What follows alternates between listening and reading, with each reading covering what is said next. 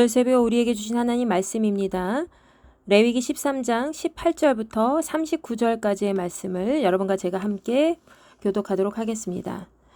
피부에 종기가 생겼다가 나았고 그 종처에 흰 점이 돋거나 희고 불구스름한 색점이 생겼으면 제사장에게 보일 것이요 그는 진찰하여 피부보다 얕고 그 털이 희면 그를 부정하다 할지니 이는 종기로 된 나병의 환부임이니라.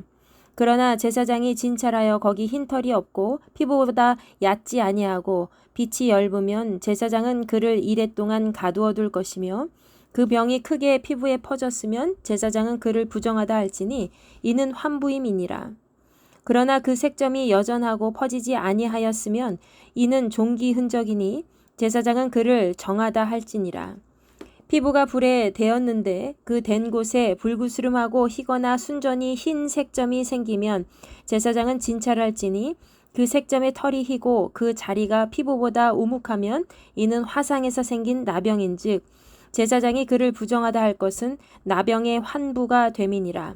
그러나 제사장이 보기에 그 색점에 흰 털이 없으면 그 자리가 환부보다 얕지 아니하고 빛이 엷으면 그는 그를 이레 동안 가두어 둘 것이며 이레 만에 제사장이 그를 진찰할지니 만일 병이 크게 피부에 퍼졌으면 그가 그를 부정하다 할 것은 나병의 환부임이니라.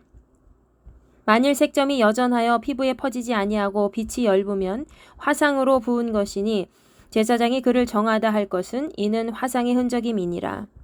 남자나 여자의 머리에나 수염에 환부가 있으면 제사장은 진찰할지니 환부가 피부보다 우묵하고 그 자리에 누르스름하고 가는 털이 있으면 그가 그를 부정하다 할 것은 이는 오민이라.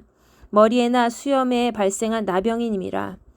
만일 제사장이 보기에 그 옴의 환부가 피부보다 우묵하지 아니하고 그 자리에 검은 털이 없으면 제사장은 그 옴 환자를 이레 동안 가두어 둘 것이며 이레 만에 제사장은 그 환부를 진찰할지니 그 옴이 퍼지지 아니하고 그 자리에 누르스름한 털이 없고 피부보다 우묵하지 아니하면 그는 모발을 밀되 환부는 밀지 말 것이요 제사장은 옴 환자를 또 이레 동안 가두어 둘 것이며 이레 만에 제사장은 그 옴을 또 진찰할지니 그 옴이 피부에 퍼지지 아니하고 피부보다 우묵하지 아니하면 그는 그를 정하다 할 것이요 그는 자기의 옷을 빨아서 정하게 되려니와 깨끗한 후에라도 옴이 크게 피부에 퍼지면 제사장은 그를 진찰할지니 과연 옴이 피부에 퍼졌으면 누른 털을 찾을 것 없이 그는 부정하니라. 그러나 제사장이 보기에 옴이 여전하고 그 자리에 검은 털이 났으면 그 옴은 나았고 그 사람은 정하니 제사장은 그를 정하다 할지니라. 남자나 여자의 피부에 색점 곧 흰 색점이 있으면 제사장은 진찰할지니 그 피부의 색점이 부유스름하면 이는 피부에 발생한 어르럭이라. 그는 정하니라. 아멘. 자, 오늘 말씀은 이스라엘 공동체를 위협하고 있었던 피부병을 제사장이 어떻게 진단하고 처방하는지 지난주에 이어서 계속해서 살펴보도록 하겠습니다. 먼저 오늘 말씀을 세 부분으로 나누어 살펴볼 텐데요. 18절부터 23절까지의 말씀 한번 보십시오. 여기서는 이미 종기 환자로 판명받은 사람이 그 종기가 이제 다 나은 상태에서 또 다른 질병이 생겼을 때 제사장이 그것을 어떻게 진찰하는지 한번 보겠습니다. 종기가 생겼다가 2차로 재발하여서 감염된 환자의 부분입니다. 자, 이 사람은 흰색 점이 돋거나 희고 불구스름한 그런 색점, 얼룩덜룩한 그런 무늬가 생겼으면 그 피부를 제사장에게 먼저 보여줍니다. 처음에 종기가 생긴 부위를 제사장에 보여주었듯이 재발했을 때에도 제사장에게 그 피부 감염된 상태를 보여주는 것이죠. 제사장이 그 사람을 잘 진찰해서 자기 그 원래 피부보다도 우묵하게 조금 얕아져서 좀 파여져 있고 또 그 털이 휘어져 보이면 그를 부정하다고 하라고 얘기하였습니다. 그 이유는 바로 종기로 시작된 나병의 환부이기 때문에 그렇다는 것이죠. 그러나 제사장이 다시 진찰을 했을 때 거기 흰 털이 없고 피부보다 우묵하게 파져 있지 않고 얕지도 않으면서 빛이 엷으면 제사장은 그를 이레 동안 한번 지켜보고 격리시켜서 관찰하라고 했지요. 그 다음에 그 병이 피부에 다 퍼져 있으면 제사장은 그를 부정하다고 하여 그 환부를 다시 한번 확인시켜 준다고 하죠. 자, 그러나 그 색점이 여전하여 퍼지지 않았으면 그는 종기가 다시 발현된 것이기 때문에 그를 정하다 할 것이요 라고 되어 있습니다. 자, 그리고 24절부터 28절까지의 말씀입니다. 자, 여기서는 화상에 대한 피부 감염에 대해서 설명해 주고 있어요. 여러분 현대인들도 불에 대한 화상 흉터 많이 있지요. 이스라엘 백성들 중에서도 화상이 생겼을 때 그것을 어떻게 진단하고 판별하는지 우리가 좀 살펴보도록 하겠습니다. 24절 보십시오. 피부가 불에 데었는데 그 댄 곳에 불그스름하고 희거나 순전히 흰 색점이 생기면 얼룩덜룩하게 흰 점이 생기면 자 그때 제사장은 그를 진찰한다고 되어 있습니다. 진찰해서 그 색점의 털이 희고 그 자리가 피부보다 우묵하게 좀 파져 있고 그러면 이것은 분명히 화상으로부터 시작된 나병이라 라고 되어 있습니다. 그렇기 때문에 나병으로 취급받은 사람은 부정하다고 할 것이죠. 자, 그러나 제사장이 보기에 그 색점에 흰색 털이 없고 그 자리가 피부보다 얕지 않고 피부보다 좀 우먹하게 파져 있지 않다는 얘기예요. 그러면서 빛이 좀 엷고 그러면 그를 한 번 더 1회 동안 7일 동안 격리시키라고 되어 있습니다. 그 다음에 7일 후에 7일 만에 이 제사장이 그를 다시 한번 진찰하는 거예요. 그 다음 만일 그 병이 크게 피부에 퍼져 있으면 그를 부정하다고 할 것은 나병의 환부임이라 라고 되어 있습니다. 바로 화상 흉터 때문에 다시 한번 피부 감염, 2차적으로 피부 감염이 되어서 나병이 생겼다는 것이죠. 만일 그 색점이 여전하여 피부에 퍼지지 않고 빛이 엷으면 화상으로 인해서 단순히 부은 것이기 때문에 그 사람은 부정한 사람이 아니라 정하다 라고 하여서 화상의 흔적이기 때문에 그렇다라고 되어 있습니다. 자, 그리고 마지막으로 29절부터 39절까지의 말씀입니다. 가장 긴 말씀이 되겠죠.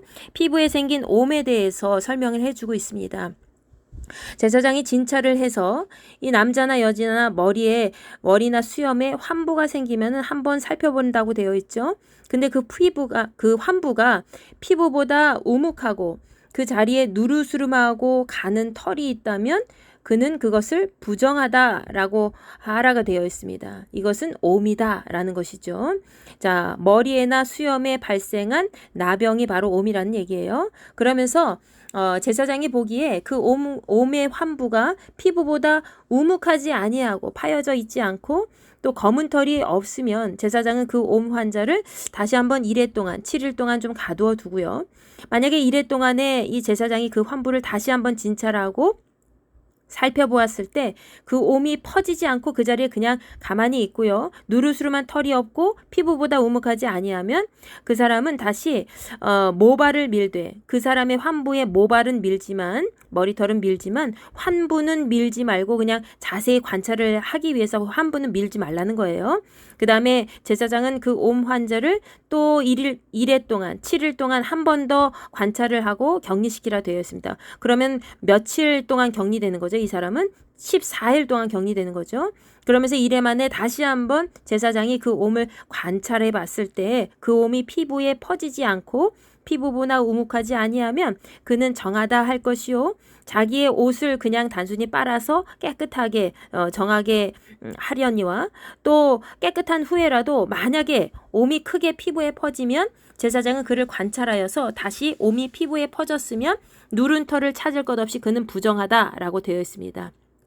그러나 제사장이 보기에 옴이 여전하고 그 자리에 검은 털이 났으면 그 옴은 나았고 그 사람은 정한 사람이기 때문에 더 이상 이제 진단할 필요도 없다는 거죠. 그러면서 남자나 여자나 그 피부에 색점, 곧 흰색점이 있으면 색점이라는 것은 얼룩덜룩한 그런 부분이라는 거예요. 그런 부분이 관찰되면 제사장은 진찰할지니 그 피부의 색점이 부유스름하면 이는 피부에 발생한 어르럭이라 그는 정하니라. 어르럭이는 그냥 피부에 발생하는 그런 부스럼 종류의 일종이죠. 그래서 그 사람은 악성 피부병이 아니기 때문에 정하다라고 판별하고 있습니다.